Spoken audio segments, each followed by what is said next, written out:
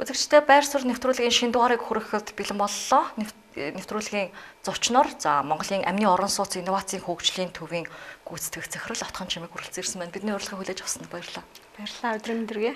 Бидний ярилцах сэдв за ногоон барилга гэсэн сэдвээр өнөөдөр ярилцъя. Тэгэхээр эхний асуулт сүүлийн үед ногоон чиг хандлага тэр цэцмэ ногоон барилга, ногоон хэрэглээг дэлхийн нийтээр ярилцах болсон. Хэрэглээнд нэвтрүүлэх болсон. Тэгэхээр манай улсын хувьд гэвэл яг ногоон хэрэглээ одоо яг ямар түвшинд байгаа вэ? За ялангуяа Монгол улсад бол ковид тий одоо 2022 оноос хойш ковидоос хойш ялангуяа хүмүүс одоо илүү нөө эрүүл амьдралын хэв маяг за ногоон эко байх юм байна. За барилга гэдэг өөрөө дотор агаарын чанар одоо нэг илүү амьдралын хэв маяг одоо байгаль одоо юу гэдэг орон сууцнд амьдардаг айлууд бол илүү нөгөө амны орон сууцнд илүү эко маягаар амьдрах тэр хандлага бол ер нь бол ковидоос хойш бол маш эрчимтэй хөгжиж явж байна. За зүгээр жишээ хэлэхэд бол ялангуяа одоо та бүхэн жаргалантын ам гээл байна. Одоо н гачуурт гээл байна. Шинэ суурьшлийн бүсүүд бол маш их бий болж байна. Эдгээр ингээд хараад хахад ер нь бол гадаана 0-тоо гэхээсээ илүү хөрсний бохирдолгүй, яндангуй, галт төлдгөө одоо нэг барилгын эрчим хүч хэмнэлтийн гэрчилгээтэй ногоон зээлээр одоо илүү их иргэд маань сүүлийн жилүүдэд бол энэ банк санхүүгийн байгууллагуудын ногоон их усүрээр эрчим хүчний хэмнэлттэй эко амны орон сууцнууд бол маш их хэрэгжилж байгаа. За үүнтэйгээ уялдаад мэдээж хүн одоо ингээд илүү амьдралынхаа чанарыг сайжруулж байна. Тэр нөө эко хэрэглээ гэдэг маань бол одоо гадаа нөхөн жорлонтой байгаль экологийг одоо хордуулаад байгаа бол илүү нөгөө хөрсөндөө цэвэршүүлдэг бохирын сефтгүүд за нөгөө эрчим хүчийг өргүү зарцуулах гэхээсээ илүү эрчим хүчээ хэмнэхийн тулд нөгөө барьж байгаа байшингаа одоо маш сайн дулаан алдагдaltaгүй битүүмжлэл өндөртөөгөр одоо барьдаг. Тэгж барьснаар одоо тийм барьсан барилга бол нөгөө нэг эрчим хүчний зардлыг бол 20-80% хүртэл бууруулж байгаа. Тэгэхээр хүн өөрөө хамгийн одоо орон сууц бол ялангуяа хүн одоо амьдралынхаа ихэнх хувийг хүмүүс орон байр барилга дотор өнгөрөөдөг тий. Тэгэхээр хүн хамгийн чухал нь өөрийнхөө ахуй асуудлаа маш гоё экогоор одоо байгаль эколог болон өөрөө тий хүний амьдралд одоо ээлтэйгээр шийдээд ер нь бол энэ чиг хандлага бол сүүлийн үед бол Монголд маш эрчтэй явж байгаа. Тэгэхээр ногоон хөгжил төр цэцмэ инновац нэвтрүүлсэн амны орон сууцыг нэлээх өндөр өртөгтэй хүний анхны орон байрчуд юм уу суур орон сууцнаас гадна 2 дахь 3 дахь орон сууцаараа сонгох одоо бас магадaltaй байгаа даа гэж байгаа. Тэгэхээр ерөнхийдөө яг инновац шингэсэн сэргээгт хэрчим хүчээр асуудлаа шийдэж чадсан яг юм орон сууцны өртгөн яг баригдах өртөгчүүд юм уу те өртгөнүүд ямар За мэдээж тухайн барилга байшин илүү ногоон эко болох тусмаа өртөг нэмэгдэнэ. За Монгол улсад ялангуяа 2021 он барилга тоглолтын яамны сайдын тушаалаар барилга байшинд барилгын эрчим хүч хэмнэлтийн гэрчилгээ олгох журам батлагдсан. За банк санхүүгийн байгууллагууд тухайн таны барих гэж байгаа байшинч вэ, орон сууцч вэ өөрөө дулаан алдагдaltaгүй одоо 20-80% эрчим хүчийг хэмнэсэн энэ барилгын эрчим хүч хэмнэлтийн гэрчилгээг бол зураг төсөл дээр авж байгаа. Тэгэхээр зураг төслөөр одоо бид нар жишээ авах юм бол барилга өөрөө норм стандарттай байдаг тийм. Тэгэхээр тэр норм стандартыг ер нь 20%-аас дээш давуулан биелүүлсэн барилгыг л одоо нөө эрчим хүчний хэмнэлттэй барилга гэдэг байгаа. Тэгээ тэрийг энгийнээр тайлбарлах юм бол энгийн норм стандарттай барилга бол гадна дулаалга нэг 10-15 см-ийн цуцаан дулаалгатай байдаг бол илүү нөө эрчим хүчний хэмнэлттэй ногоон барилга руу төхөөд ирэх юм бол гадна ханны зузаан маань хүртэл нэмэгдээд ирдэг. Тэгэхээр өртөг нэмэгдэнэ гэсэн үг. За агааржуулалтын систем дээр ярихад одоо нөө энгийн одоо ялангуяа орон сууцн дээр бол зүгээр юм энгийн сэнстэй агааржуулалтын системүүд байдаг тий. Тэгвэл ногоон барилга дээр бол ямар агааржуулалтын систем байдаг вэ гэхээр нэг дулаан солилцууртай буюу хаягдл агаарын дулааныг эргүүлэн ашигладаг. Гаднаас орж иж байгаа бохир агаарыг шүүлээ, гэрт байгаа бохир агаарыг гадагшлууллаа. Орох гарах тагаа юм дулаанаа солилцдог юм агааржуулалтын систем байдаг. Тэр агааржуулалтын систем маань өөрөө энгийн барилгын одоо уламжлалт агааржуулалтын системийг бодвол мөн одоо арай илүү үнэлгээ өндөртэй. Тэгэхээр энэ маань юу хэлэх гээд байна гэхэлэр илүү ногоон эко болох тусмаа анхны өртөг бол тодорхой хэмжээнд өндөр байх нь ойлгомжтой. Гэхдээ та одоо байшингаа дулаалаад эрчим хүчний хэмнэлттэй цонхоор одоо зүгээр энгийн хямдхан 100 айлаас нэг цонх аваад хийснээс илүү одоо эрчим хүчний хэмнэлтээр тэр ловын төрхлөгтэй арго үедээ цонх хийчих юм бол танаа байшин чинь дулаан алдахгүй өдрийн туршид одоо цонхныхоо гэрлэлээр одоо нарныхаа тусгалаар дулаанаа авчдаг. За орой нөгөө нар жаргахаар нөгөө ухаалаг халаалтын системүүд нь өөрөө мэдрээд асчдаг ч үгүй юм тий. Тэгэхээр ашиглалтын зардлыг бид нэр 20-80% хүртэл бууруулад байгаамаа. Ногоон барилга гэдэг ойлголт. Анхны өртөг бол тодорхой хэмжээнд энгийн одоо уламжлалт барилгыг үдэл тодорхой хэмжээний өртөг өндөртөө. Гэхдээ таны карманаас гарах одоо тэр ашиглалтын зардлыг 20-80% хүртэл бууруулна. Энэ хэмнэлтээ урт хугацаанд идэх боломжтой. Тэгэхээр илүү урт хугацаанд тооцвол ашигтай хэмнэлттэй харагдаж байна зүг үү? Тийм. Одоо иргэд маань жишээлбэл одоо за байшингаа эхний ээлжинд бол ингээд сайхан дулаан алдагдaltaгүй барьчлаа, эрчим хүчний хэмнэлтэд халаалт тавьчлаа. Бүгдийг заавал нэг дор бас хийх гэдэг хаалтгүй л те. Одоо сэргээгдэх эрчим хүчийг өөрөө одоо нэг жилийн дараа ч юм уу 2 жилийн дараа санхүүгийнхаа боломжинд тохируулад ингээд шийдээд ашиглалтынхаа явцанд байшингаа сайжруулаад байдаг. Ер нь бол за одоо энэ өвөл одоо танах ядаа нэг 80 м квадрат байшин сартаа яг оргил хичээлийн үеэр нэг 400 мянга гардаг байсан бол тэрийгээ дараагийн өвөл за нөгөө хэмжилт дулаан алдагдал байшингаа онцлогоо хийлгээд үзүүлээд за манай байшин тэгвэл энэ хэсэгтээ дулаан алдаад байгаа юм. Энийгээ ингээд сайжруулчих гэх юм бол дараагийн өвөл нь нөгөө ашиглалтын зардлаа урт хугацаанд бууруулах боломжтой. Магадгүй бүр 80-90% хүртэл 100% одоо төвийн эрчим хүчнээс хамааралгүй амьдрах боломжтой. Тэгэхээр ногоон за инновац гэдэг маань яг ногоон барилгыг яг юугаар дулаацуулж байгаа яг гол үндсэн халаалт эрчим хүчийг хэмнэсэн байдлаар юм уу эсвэл яг сэргээгдэх эрчим хүчийг зөв ашиглаж халаалтынхаа дулааны асуудлыг шийдвэрлэж байгаа. Одоо яг ийм байшин барилгуудын одоо кейсүүд юу байна? За ногоон барилга гэдэг маань өөрөө бол бүр ингээд цогц ойлголт. Зөвхөн нэг сэргээгдэх эрчим хүч тавьчаал ногоон барилга гэж ойлгож болохгүй. За тухайн барих гэж байгаа барилгын материал нь өөрөө эко байх ёстой. Хүний биед эрүүл одоо нэг эрүүл мэндэд дээлтэй сөргөнөлөөгүй одоо бүр нэг чанаргүй муухай үнэр гардаг тэ амьсгалын одоо чанарт нөлөөлдөг тийм бүтээгдэхүүнийг бол хориглодог.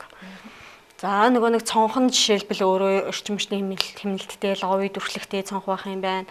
Дотор агаарын чанар за нөгөө халаалтын систем дулаанаа тохируулдаг илүү хэмнэлттэй систем байх юм байна. За сэргээгдэх эрчим хүчний хэмнэлттэй за нөгөө нэг одоо нөгөө хөрсөндөө одоо нөгөө сүүлийн үед бол нөгөө хүмүүс бол нөгөө йонксоор аягүй их бохирын системийг бол шийддэг байсан. Одоо бол нөгөө хөрсөндөө 99-98% хүртэл цэвэршүүлээл бараг саарал усын ашиглах хэмжээний хүртэл болчихж байгаа байхгүй юу? Тэгэхээр энэ бүх одоо нэгдсэн ийм ойлголтууд нь цогц байж иж илүү ногоон барилгын л одоо цогц ойлголт. Тэгээ ногоон барилга гэдэг маань өөрөө ер нь бол нийгэм эдийн засаг байгаль орчныг нэгтгэдэг байхгүй юу? Одоо ялангуяа дэлхийн нийтэд бол доктортой хөгжлийн зорилт гэж байдаг те доктортой хөгжлийн 17 зорилтод ялангуяа доктортой хөгжлийн зорилтод нийцсэн доктортой барилга төлөвлөгөөийг одоо цаанаасаа бүр ингэ чиг хандлага болж байна. Доктортой барилга гэдэг маань бол доктортой хөгжилчээ өөрөө хүний амьдралын чанарыг сайжруулна, сэргээгдэх эрчим хүчний шийдэлтэй байх юм байна. Ядуурлыг бууруулна гэдэг маш олон одоо хүний одоо нийгэм эдийн засаг чиглэсэн зорилтууд байдаг. За сүүлийн үед хэрэгжиж байгаа одоо хотхон хорооллын төслүүд бол ер нь бол доктортой хөгжлийн зорилт руу бас илүү чиглэж гин гэсэн үг. За нөгөө хотхон дотроо заавал хотоос 20-30 км байлаа гэхэд хот руу орж үйлчлэгээ авах биш. Хотхон дотроо ажлын байртай, хотхон дотроо хүүхэд гарах үйлчилгээтэй, хотхон дотроо нөгөө гоё фитнесээ хийждэг, хотхон дотроо офслах одоо шеэр офсон ч байт юм уу те. Тэгэхээр эн чинь өөрөө ногоон барилга гэдэг чинь өөрөө нийгмээч, тэр байгаль экологооч, тэр эдийн засгийн хувьд тэр одоо нөгөө үр ашигтай. Тэгэхээр эн чинь өөрөө ногоон барилга нь нийгэм эдийн засаг байгаль орчныг юм нэгтгэдэг бүр цогц ойлголт болчиход байгаа байхгүй юу? Тэгэхээр яг амны орон сууцаа ногооноор шийдье гэд бас хүсэж байгаа иргэд байна. Тэгэхээр банкнуудын хөнгөлөлттэй зээлүүдийг бас сонсч байсан болохоос тэр бүр бас хөнгөлөлттэй урт хугацааныхаа давуу талуудыг нөхд мэдэхгүй бас байж магадгүй. Тэгэхээр ногоон зээлүүдийн ашиг тус яг юунд байна? За яг хоо илүү ногоорох тусмаа одоо хүү буурна те. За хугацаа уртсна. За одоо банкуд дээр жишээлбэл эрчим хүчний хэмнэлттэй амны орон сууцнд бол одоо хөдөө орон нутаг Монгол улс цуслангийн бүс хаанч одоо та 15-аас 20 жилийн хугацаатай ногоон зээлээр амны орон сууц бариулах боломжтой. За хүний хувьд болохоор жилийн 12-оос 14-5% хүүтэй гэсэн үг. Банк болгон өөр байгаа. Тэгэхээр тухайн иргэн маань одоо ямар шаардлагатай эзэмших болон өмчлөх эрхийн гэрчилгээтэй байх ёстой. Тэгэхээр нөгөө илүү бизнесийн зээлээр бид нар хашаа ойшин бодлож хорно хүүн бараг 20% болол явцдаг. Ногоон эко зээл рүүгээ орчих юм бол хүү арай жоохон бага урт хугацаатай. Тэр талаараа илүү давуу талтай байгаа. Тэгээ хоёр дахь юм бол ногоон барилга гэдэг маань өөрөө бол одоо энэ банк санхүүгийн байгууллагууд ялангуяа ковидоос хойш яг ногоон зээл олгож эхэлснээр харьцангуй бас энэ амны орон сууцны чанар стандартууд сайжирж байна. За яг ийм ногоон барьдаг компаниуд бас маш их бий болж байгаа. Тэгэхээр энэ төслийн тухайд гэвэл ерөнхийдөө Улаанбаатар хот руугаа чиглэсэн одоо бидний нэгтэршилтаагаар манай улсын хувьд ийм онцлогтой улстай. Тэгэхээр 21 аймаг тархаа бутархаа магадгүй нарны эрчим хүчийг ашиглаад дулаалт болон гол хэрэглээнүүдэд шийдэх боломжтой юм бол нийслэлийн төгжрлөөгчүүд юм уу нэгтэршлийг бас сааруулах бас юм боломж харагддаг юм байна. Энэ дээр ер нь хөдөө орон нутг руу хэр чиглэж байна? Манай хөдөө орон нутгийнхан хэр инновацлог ногоон хэрэглээтэй байж чадчихна вэ? За ер нь бол хөдөө орон нутгийнхан бол сүүлийн үед бол ялангуяа түрүүн бит хоёроос ярилцлагынхаа ихэнд ярьжсэн малчид бол аль хэдийн нөгөө нэг бие дааснаар тий өөрсдөө сэргээгдэх эрчим хүчийг бол тодорхой хэмжээнд хэрэглээд сурцсан баг хэрэглээ олцсон гэж бодно. А орон нутгад бол тухайн аймаг орон нутгаас нь одоо тусгай одоо яг ногоон барилга энэ хэсэгт барина шүү. Бүсчилсэн хөгжлийн бодлого гэж одоо гаргаж байгаа. Одоо жишээлбэл одоо ногоон эко барилгыг бол энэ тэдэн га дээр зөвхөн эрчим хүчний хэмжээний ногоон барилгууд барина. Гэвь ер нь бол тэр чиглэлийн компаниуд ч гэсэн яг өөрсдийнхөө хувийн газар дээр яг юм эрчим хүчний хэмнэлтийн гэрчилгээтэй банкуудын ногоон зээлд хамрагдах боломжтой хотхон хорооллын төслүүд бол ялангуяа орон нутгуудад бол маш их хэрэгжиж байгаа сүүлийн үед бол. За өмнө говь, хөвсгөл, дархан, эрдэнэт, сэлэнгч гэдэг юм уу те орон нутгууд маань өөрсдөө яг ногоон чиг хандлага руу аль хэзээ орцсон. Тэгээ манай байгууллагын хувьд бол бид нэр бас Монгол улсад яг бас юм шинэ хөтөлбөрийг бол санаачилсан. За ногоон барилга гэдэг бол ялангуяа одоо сүүлийн хэдэн жил гарч ирж байгаа монголчуудын хувьд бол шинэ ойлголт. Хэдэн жилийн өмнө л за Монголд бол ногоон барилга барих ямар ч боломж вэ? Тим шийдэл байхгүй. Монголд бүтшгүй гэж ярьдаг байсан бол одоо бол Монголд сүүлийн үеийн сэргээгдэх эрчим хүчний шийдлийн одоо бүх одоо том дистрибьютор компаниуд нь ороод ирлээ. За дэлхийн олон улсад нээлттэйсэн том технологийн шийдлүүд нь ороод ирлээ. Ер нь бол ногоон барилгын бүх шийдлүүд бол Монгол улсад бэлэн байгаа. За энэ дээр нэг тулгамдаад байгаа зүйл гэх юм бол яг ногоон эко барилга барьдаг одоо зөвхөн барилгын салбарч гэлтгүй бүхэл салбарт хүний нөөцийн асуудал байна тий. За бидний зүгээс бол бүр 2022 оноос хойш яг Монгол улсад анх удаага яг эрчим хүчний хэмнэлттэй ногоон амны орон сууц барьдаг гүйцэтгэгч компаниудыг бэлдэж эхэлсэн. За ингээд сүүлийн 2 жилийн хугацаанд бол ингээд тасралтгүй бид нар сургалтын хөтөлбөрөө шүтээс за мэрэгжлийн холбоодуудаасаа ингээд мэрэгжлийн экспертүүдтэйгээ нийлээд тухайн компани дээр нь батламж за шүтээсээс юм төр гэрчилгээ олгож одоо яг юм ногоон барилга барьдаг компаниудыг бэлдээд 300 гаруй компаниудыг бол бэлтгэсэн байгаа. Гэрчилгээг нөгөө батламжийн нөгөөд за түүний нэг 20-30% нь бол орон нутгийн компаниуд маань өөрсдөө бүр зорж ирж суудаг болсон байна. За тухайн орон нутгтаа яг энэ ногоон зээлээр байшингаа барьж гин, орон сууцны төслөө хэрэгжүүлж гин. Нийслэлд бол одоо энэ хаус амны орон сууц барьдаг компаниуд бол дийлэнх нь яг юм ногоон амны орон сууцны зээлээр ингээд барьдаг. Энэ чиглэл рүү бол энэ ажлуудыг бол шат дараатаа хийгээ явж байгаа нь маш үр дүнтэй бас ажлууд болж байгаа гэж харж байгаа. Тэгэхээр ногоон барилгыг сонгосноор ерөнхийдөө айл өрхүүдийн хувьд болон улсын эдийн засгийн хувьд гэвэл тодорхой хэмжээнд ямар нааштай ахиц харагдаж байгаа олон урт хугацаанд. За Монгол улс ялангуяа одоо дэлхийн дээд удирдагчдын одоо чуулган жил болгон болдог. За Монгол улсын хувьд бол 2030 он хүртэл хүлэмжийн ялгарлыг 22.7% бууруулнаа гэд амлалт өгсөн байгаа тий. Олон улсад ч гэсэн ер нь бол Европт бол бүр ингээд бараг тэр амлалтандаа хүрсэн. Одоо ингээд Герман, Америк ч гэх юм уу илүү нөгөө сэргээгдэх эрчим хүчний шийдэл рүүгээ аль хэдийн ногоон шилжилт хийцэн, иргэд нь бараг нөгөө хүлэмжийг бууруулж байгаагаар нөгөө карбон кредитээ зараад бараг ногоон байшин барьснараа илүү орлоготой болчихжээ. За давхар ногоон бизнес хийж байгаа тэр компаниудаа урамшуулдаг системүүд байж гин. Ногоон шилжилтийг бол ер нь бол энэ Европын улс орнууд бол аль хэдийн хийцэн. За манай Монгол улсын хувьд бол 2030 он хүртэл 22.7% бууруулах амлалт өгсөн. За Монгол улсын ерөнхийлөгч тэрбум мод тарина гэдэг жин. За одоо сүүлийн үед бол ялангуяа сүүлийн засгийн газрууд бол орон нутгуудад бүсчилсэн хөгжлийн бүр том формууд хийж гин. Илүү бас ногоон хөгжлийг бол түлхүү ярьж гин. Бүх салбартаа ногоон эко байх чиглэлийн одоо ажил үйлчилгээг төлөвлөж гин. Тэгэхээр ер нь бол бидний одоо яг энэ цаашдын ирээдүй бол маш бас яг ногоон чиг хандлага руу л явна. Мэдээж одоо энэ 2030 он хүртэл хүлээсэн үүргээ биелүүлэхийн тулд шатны салбарын байгууллагууд бол бодлого хэрэгжүүлээ явж байгаа. Тэгэхээр өнгөрсөн 1 жил 2 жилийн хугацаанд бүр ялангуяа өнгөрсөн өвлийг бид нар маш хүнд давлаа штэ эрчим хүчний асуудал дулаал одоо эрчим хүчнийхээ үн тарифыг чөлөөлөх шаардлагатай маш их маргаан дагуулсан ачаалал дийлэхгүй төрсөн тий.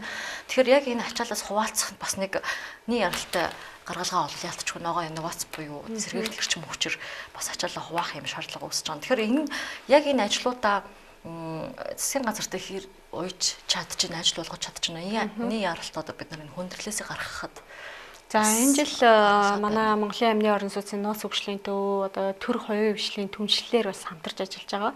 Ялангуяа салбарын ам хот байгуул барлага орон сууцчлалтын яамтайгаа хамтраад нийслэлийн 3 дүүрэгт Чингэлтэй, Сонгойрхон, Баянзүрх дүүрэгт яг юм ногоон барилга, ногоон амны орон сууцны мэдээллийн төвүүдийг иргэдэд нээлттэйгээр ажиллуулж байгаа гэсэн үг. За тэрхүү мэдээллийн төвүүд дээр одоо ногоон технологийн шийдлүүд нь байдаг, компаниуд нь байж идэг тий. За нөгөө ногоон амны орон сууцны зураг төсөл төлөвлөлтөд бүх төрлийнхөө зөвлөн туслах үйлчилгээг авах боломжтой. Тэр өөрөө бас яг энэ чиглэлийн ажлуудыг илүү хувийн хвшлийнхантайгаа хамтарч ажиллаж байна. Мэргэжлийн төрийн бас байгууллагуудтай хамтарч ажиллаж байгаа. За манай байгууллагын зүгээс бол тухайн одоо тэр тендер шалгаруулалтанд нь тэнцээд бид нар яг 3 дүүргийнх нь бүх үйл ажиллагааг нь бол ингээ хэрэгжүүлэх хариуцаад ингээд ажиллаа явж байгаа. За мөн энэ жил бас нийслэлээс одоо ялангуяа 6 сарын 1-ээс дулаалын аяныг бас өрнүүлэх гэж байна. Ялангуяа одоо 51 мянган айлыг нөгөө одоо яндангуу бүсэд орсон байгаа 51 мянган айлыг дулаалах ажлыг бас нийслэл эхлүүлэхээ явж байна. Ер нь бол бид нар ингээ хүүтерхээр л нөгөө утааны асуудал яригдчих эхэлж штэ тий гинт алижээ ойртцсан ямар ч хийдэх вэ ярьсаар л тэгэл үйл дуусчдаг. Одоо тэгвэл илүү бид нар энэ уран дулаан цагтаа нийслэлч гэсэн ер нь дулаалын аяныхаа хүрээнд илүү утаатай гэр ороолыг бохирдуулаад байгаа тэр одоо төвд байгаа яндангуу бүсүүдийг хоригдсан байгаа тэр бүсийнхаа айлуудыг дулаалчих юм бол ер нь бол энэ утаа агаар орчны бохирдол тодорхой хэмжээнд бас буураад явна. За энэ гэр ороолын сэлбэдэд төвгээл одоо газар чөлөөлтийн ажлууд хийж гин. Одоо ингээл харах юм бол цуслангийн бүсээс ингээл очиж долоон буудлаас наашгаа ингээд баг 90% шахуу айлуудыг бол чөлөөлсөн байгаа. Тэгэхээр тиймэрхүү ажлуудыг бол яг уу засаг төр маань бас ингээд шат дараатаагаар хийж гин. Тодорхой хэмжээний мэдээж үр дүн гарах нь тодорхой. Гэхдээ энэ дээр ганц засгийн газар хийх ёстой гэж бас харж болохгүй. Иргэд өөрсдөө оролцоотой байх ёстой. Хувийн хвшлийн компаниуд ч гэсэн илүү оролцоотой байх ёстой. Мэргэжлийн төрийн бас байгууллагууд нь дуу хоолойгоо нэгтгэх ёстой. Энэ утаа агаарын бохирдлын гамшиг гэдэг чинь зөвхөн засаг төрдөө бүгдийг хийгээд гомдлоод суух биш. Одоо энэ олон улсад чинь бол өөрсдөө нөгөө нэг тухайн баригдсан байшингаа 2-3 жил болоод сервис хийдэг, засвар хийдэг. Манайхан ч 20-30 жил болчоод энэ 20 жилийн өмнө баригдсан байшин ингээл нөгөөх нь ингээл нуурч мураал ингээл хагарч суурцсан гэр ороолын айлууд бол дийлэнх нь л тийм байгаад байгаа байхгүй юу? Сая энэ 2 сар цагаан сарын дараагаар бид нэр Чингэлтэй дүүрэгтээ бас агаараар ингээд айлуудын дулаан амжилтыг хийж үзэхэд бараг 90-с дээш өмнө шахуу ямар ч ашиглалтын шаардлага хангахгүйгээс гадна дулааны алдагдал маш ихтэй байгаад байгаа байхгүй юу? Алдагдал ихтэй байх тусмаа алдагдал ихтэй байх тусмаа нүүрс их түлнэ. За тогоор цахилгаанаа шийддэг айл бол тогны мөнгөнд дийлдэхгүй одоо маш их гарна штэ. Одоо нөө цоорхоо савнд ус хийсэнтэй л адилхан байхгүй юу? Хүчлээд л одоо нөө хүчээр галаа түлээл, хүчээр нүүрсээ түлээл ингээд байгаа. Ер нь энэ чиг хандлагаасаа иргэд ч гэсэн илүү ухаалаг ногоон хэрэглээтэй болёо. Бид нар нэг гар утас ч юм уу за хамгийн сүүлд гарсан iPhone утас 5-6 саяар ч юм уу нэг машин очивол хүн чинь нөгөө тиймэрхүү хэрэглээгээ бол өстой дорн зээлэр шийдээл авчдаг штеп. Гэтэл гадаа нөгөө нэг 0 ухах зайгүй болцсон байгаа газарт л 0-оо энэ тэнд ингээл ганданд одоо жишээлбэл гандангийн жишээ төвийн шугам аль үжээ баг 10 жилийн өмнө төвийн шугам цэвэр дулаан бүх юм татагдцсан. Нэг гудамжнаас за нэг 3-4 айл нөгөө дулааны навцсан бусд нь тэгэл 0 ухах газаргүй бүр ингээл өстой айгүй тийм хөрсийг бохирдуулаад галаа түлээл. Жохон манайхан яг үнийг хэлэхэд хашаандаа сайхан амьдрий биш хашаандаа жоохон арчаагүй амьдраад байна л та хатуухан хэлэхэд хөрсний бохирдол өндөртэй байна. Тэгээд бас хөрсний бохирдлын төвшингөөр бас дэлхийд ямар одоо тэгээ сая манай Монгол улс чинь судалгаалсан шүү дээ гэр ороолын нийт өрхийн 75% орчим нь одоо энэ хөрсний бохирдлоос одоо хөрсний бохирдлыг үүсгэж байна гэж байгаа байхгүй юу? Гэр ороолын одоо энэ хүн жорлон тэгэхээр чин бид нар өөрсдөө заавал за манай нойлыг засгийн газар төр засаг булаад гэрлүү маань 0 оруулаад өгнө гэхээсээ илүү тэр сайхан төвийн шугам цэвэр ус мус ингээд татагдаа зарим гэр ороолын бүсүүдэд айл хэдэн жилийн өмнө хийсэн юмнууд бол байгаад байгаа байхгүй юу? Тэрийг айлууд маань иргэд маань өөрсдөө судлах хэрэгтэй. Зөв. Цаанаасаа бас энэ хүчтэй бас ингээд шахах хэрэгтэй. Тэгвэл нөгөө нэг хүн амьдралынхаа чанарыг сайжруулах юм бол маш гоё тав тухтай амьдрах боломж байгаа. Энэ дээр яг уу банк санхүүгийн байгууллагууд маань бас зээлийнхаа бодлого дээр илүү жоохон уяатан байгаад өгчих юм бол нөгөө иргэд маань те зээлийнхаа үйлчилгээндээ хамрагдаад илүү ногоон амьдралын хэм маяг руу бас аль талаасаа л.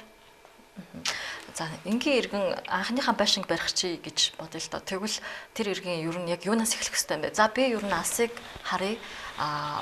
Ногоон барилгатай ногоон амны орон сууцтай болёо гэж шийдсэн байна. Тэгэхээр хаанаас эхлэх хэвтэй юм бэ? Хаанаас мэдээлэл эхэлж аваад зээлчүүд юм уу? Хаашаа ер нь хандж эхлэх хэвтэй юм бол?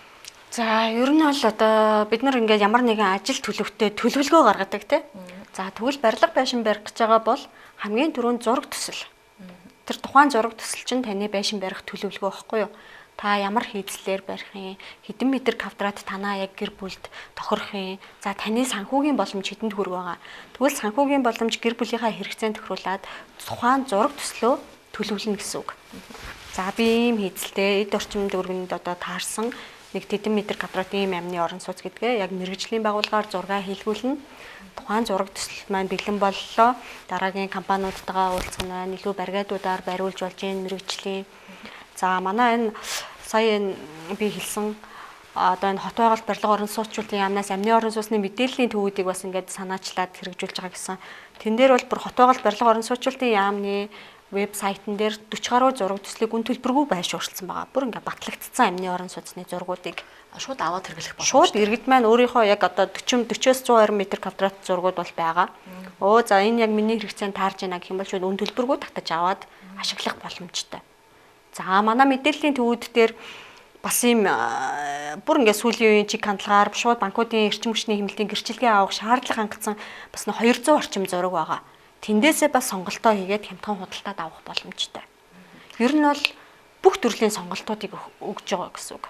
Яг бэлэн баригдчихсан байгаа ногоон орон сууц буюу амны орон сууц хорооллууд ер нь Монголд байна уу? Байлгүй яг одоо сүүлийн үед бол ялангуяа би нэг хэдэн жилийн өмнө газар авцсан байсан. Энэ газар дээр яг ногоон амны орон сууц барай зарчиг гэсэн иргэд болбор маш их гарч ирж байна. За шинэ суурьшлийн бүсүүдэд бол 10, 20, 30 айлын, 40 айлын амны орон сууцны бие даасан шийдэлтэй ногоон эко хотгонууд зөндөө байна. Тэгэхээр иргэд маань яг өөрийнхөө яг сонирхож байгаа бүсэд хэрвээ амны орон сууц судалж авахар сонирхож байгаа бол бас манай төвт рүү хандаад мэдээлэл авч болно. Метр квадратын хувьд гэвэл энгийн уламжлалт орон сууцнаас хэр зөрүүтэй байна? За ер нь бол амны орон сууц маань өөрөө ер нь бол орон сууцыг бодвол хамаагүй хямдхан ногоон эко. Одоо орон сууц чинь бол метр квадрат нэг хамгийн багадаа л 3.5 сая болчихлоо шүү дээ үнийн үед. Амны орон сууц чинь өөрөө за бүр шинээр таны өөрийн чинь газар дээр яг эрчим хүчний хэмнэлттэй амны орон сууц барихаар бол метр квадрат 2.5 саяас 2.8 сая. За арай жоохон нэг шийдэл мэдлэн илүү сайжраад ирэх юм бол нэг дээдл нь 3.5 сая ч гэдэг юм уу тий. За хотхон худалдаж авъя гэхэд ер нь бол нэг 2.5 саяас 3.5 сая. За илүү нэг байршлан жоохон үнцэнтэй одоо нэг Кувейт рүү ингээд ороод ирэх юм бол нэг 4.5 саяас дээш ч үт юм уу. Гэхдээ тэр чинь өөрийн гэсэн эдэлбэр газартай байх нь байна тий. Нэгдсэн төлөвлөлттэй. Орон сууц бол яг тэ улсаас нөгөө нэг төвийн шугамын татаад өгөн зөвхөн дээшээгээл доторх метр квадрат л авна штэ. Тэр нэг юм ялгаатай. Бас нэг тийм үнэтэй бол. Тэгэхээр манай улсын хэрэглэгчид сүүлийн үед яг ногоон сонголт шийдлүүд рүү хэр хандж байна. Тэгэхээр ер нь тоо өссөн тоотой байна уу? Эсвэл яг ямар байна? Иргэдийн хувьд бол илүү одоо сүүлийн үед бол илүү баг илүү ухаалаг болчихж айгүй тийм судалгаа хийдэг болчихж ногоон хэрэглээний талаар одоо маш их судалдаг болсон байна. Өөрсдийнхөө бас амьдралыг одоо сайжруулах гэсэн илүү нөгөө нэг гадаад дотоодод амьдарч байгаад ирсэн залуучууд илүү нөгөө нэг илүү юм хүсдэг болчихж. Одоо энэ компаниудаас танах ийм байхгүй мó, ийм үйлчилгээндээ төлөвлөөгүй ч гэдэг юм уу те. Ер нь л иргэдийн хувьд маш уул суурьтай ханддаг болсон байна. Байшин барилга барихтаа илүү мэргэжлийн компаниудыг судалгаатай хийдэг болсон. Уламжлалт барилгуудын хувьд гэвэл ерөнхийдөө их үр ашиггүй яванда тий хямдхан бүтэж байгаа мөртлөө үр ашиггүй байгаад. Тэгэхээр зарим хүмүүс байшингаа барихтаа бид нар мэргэжлийн компанид хандаагүй найзуудраа хийж агаад найзуудраа ах дүүсэрээ ингээд бариулаад орцсон гэд барилгууд байж байгаа л да. Тэгэхээр алстаа ер нь яг ногоон барилгыг сонгоод одоо ногоон одоо хаустай болцсон айл гэж бодъё л да. Алстаа эргээд үл хөдлөх хөрөнгөө зарж худалдах, борлуулах болвол үнцний хэр удаан барьдээ би ер нь энэ тал дээр судалгаа байдаг. За наа чи мал аюу яг зөв асуулт байна. Одоо ялангуяа иргэд за би банкнаас зээл авахгүй юм чинь заавал ногоон байшин барьж яадгийн гэсэн хандлагатай. Тэр бол маш буруу. Та яг юм эрчим хүчний хэмнэлтийн гэрчилгээтэй банкнаас зээл авахгүй ч байсан яг гэрчилгээтэй ногоон амны орон сууц барьчих юм бол за нэг 5-6 жилийн дараа магадгүй би энэ байшингаа зармаар байна гэхэд эргээгээд банкны ногоон зээлээр зарж болдог. Энгийн байшинг бол хэцүү шүү дээ.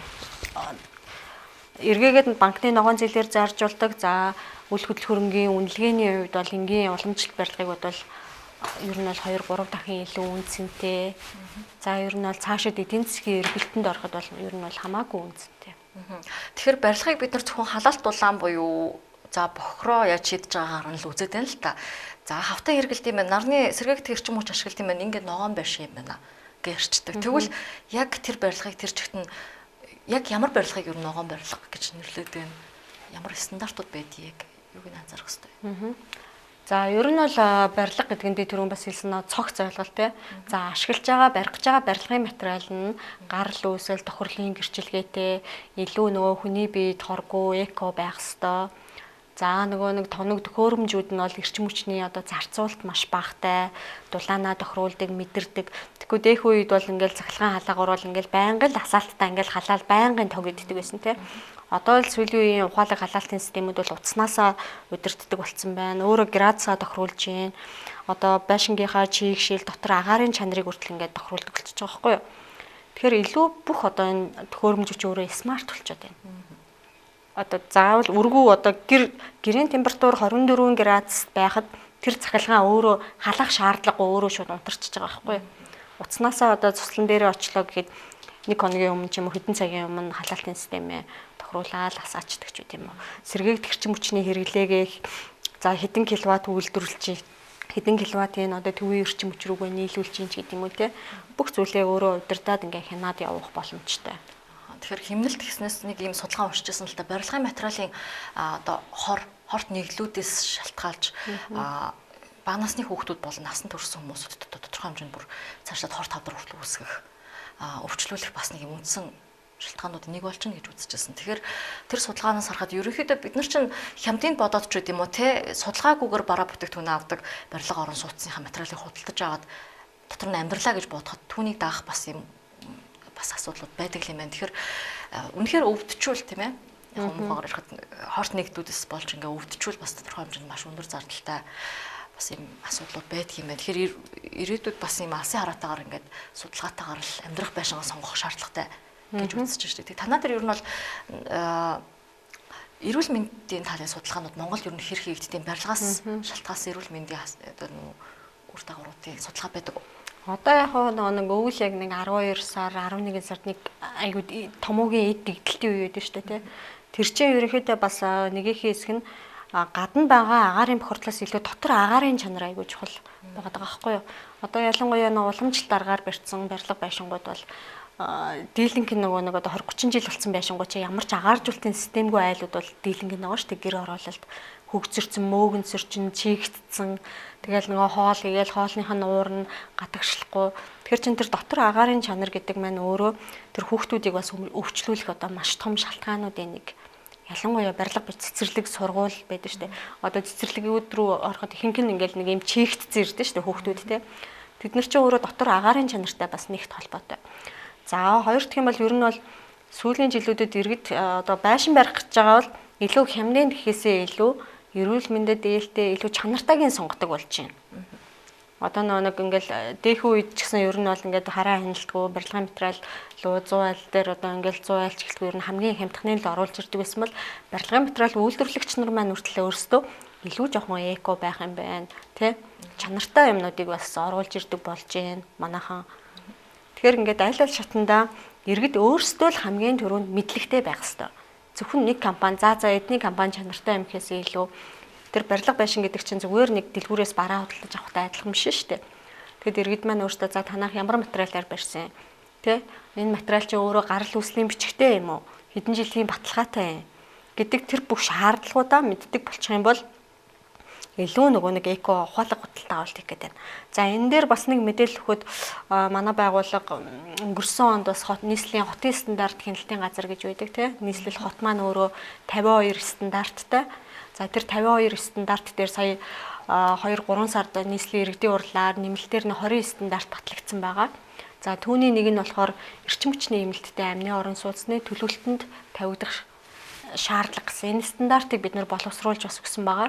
Мэргэжлийн байгууллагуудаасаа ингээд санал аваад манай байгууллагаас ингээд боловсруулсан.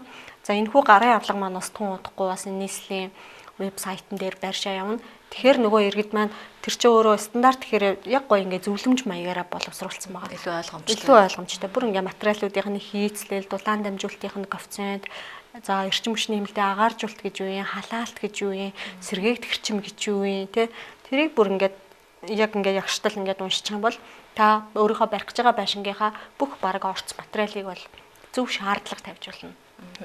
Тэгэхээр манай улс за ерөнхийдөө ногоон барилгын салбарыг бас хөгжүүлээд явж байгаа юм байна. Тэгэхээр дэлхийн аль хавьд явж байна гэдэг түрүү асуусан. Тэгэхээр тэрнээс гадна сонирхолтой дэлхийн кейсүүдийг бас заримаас нь хэлж болох уу. Жишээ нь маш санаа авахар юм кейсүүд аль улс хамгийн сайн инновац ногоон хөгжлийг нэвтрүүлж чадчихна.